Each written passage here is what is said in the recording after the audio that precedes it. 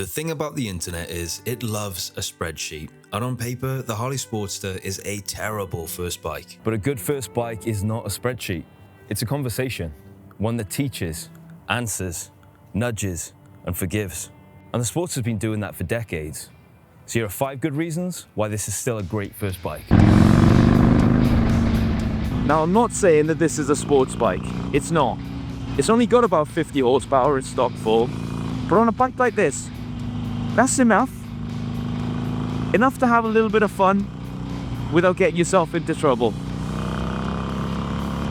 It will not propel you down the freeway at super speeds. You're not going to be doing 80 popping wheelies for Instagram. And it doesn't handle like it's on rails. But on this type of bike, you don't need that.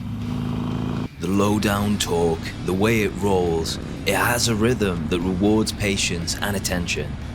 The Evo motor is ancient now, yes, but it is bulletproof too. Those old Harley breakdown jokes, ignore them. This bike is reliable and as low maintenance as it gets. Speaking of, maintenance on this thing is a breeze. There's no fancy electronics, no fuss, just you and the bike.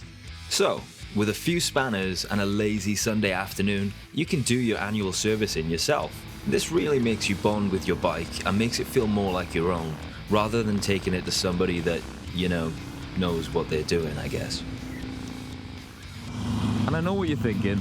You're thinking, that guy just said Harley and light in the same sentence. Is he okay? All Harleys are heavy, underpowered hogs. But the truth is, this one isn't. Not really. Not for a cruiser. That skinny front tyre makes the turn-in far more nimble than you'd expect. And that's something you can only experience by riding it without that air of prejudice. It's compact, nimble, easy to park, making commuting on the thing an absolute breeze. What it is deceptive. It looks like a tank, but it feels like a dancer. The Sportster comes straight from the factory as a starting point, a blank canvas that will grow with you. As you get more experience, you might think, I wish my feet were a bit more forward, or I wish it had snappier brake levers or something.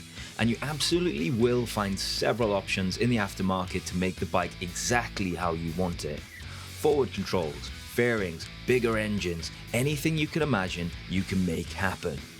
That's the real beauty of this bike, is that it grows with you. As your skills, your tastes, and your ambitions change, it changes too. It never feels finished, and that's exactly why it never feels dull. There's a reason that this bike has lasted for so long. It's a machine with DNA stretching back to the 50s and a look that hasn't changed much since then. This bike is a paradigm, a modern throwback to a simpler, better time.